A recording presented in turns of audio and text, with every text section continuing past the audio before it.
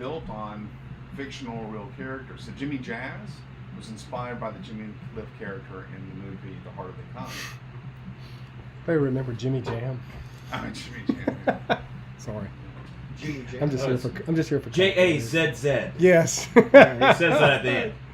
Jimmy Jam. But yeah, Jimmy Cliff. Y'all seen that movie, The Harder They Come? Yeah. Oh yeah. It's one of the cheapest. I mean, It's a low production value. It's yeah. a low, but it was a hit. The in soundtrack Jamaica. was a big hit. The soundtrack is amazing. Everybody has to have that soundtrack. It's one of the few soundtracks that everybody just has to have. Yeah.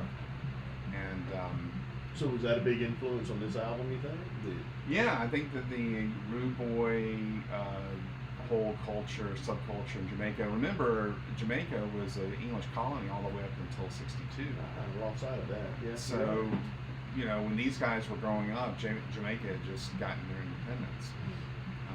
And ska was a music that developed out of that that whole culture. They went from calypso to ska, and ska was sort of the early Jamaican contribution to music. And so the Londoners just ate a lot of that Jamaican music up.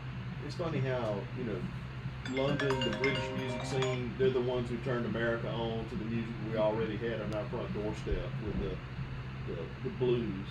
And then the same thing happened with the reggae, the Caribbean sound, Sure. if you will. It kind of became a triangular trade. You had England influencing the United States with the Beatles invasion, the English invasion, and all that. The Motown scene really influenced all the reggae artists. They were listening to all that stuff.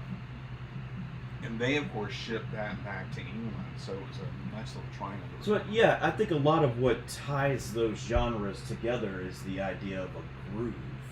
And that's what I really like about Jimmy Jazz, is that there's a groove to it, and there's a lot of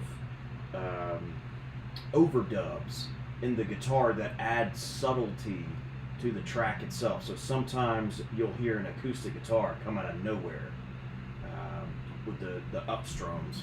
The bulk of these songs were written by Joe Strummer and Mick Jones. That's right, right. And The Clash. And Mick Jones never seemed to be particularly concerned about his vocals being pretty. He was concerned, it seemed like, with them having a lot of character. Yeah. And Jimmy Jazz, I think, is a really good example of that. There at the end where he's almost scatting at times. Yeah. He's improvising. We're gonna play one song and talk about it.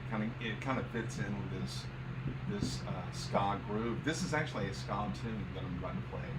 This is Rudy Can't Fail, and we'll talk about it on the back end here. But here's the Clash. Rudy Can't Fail off the London Calling.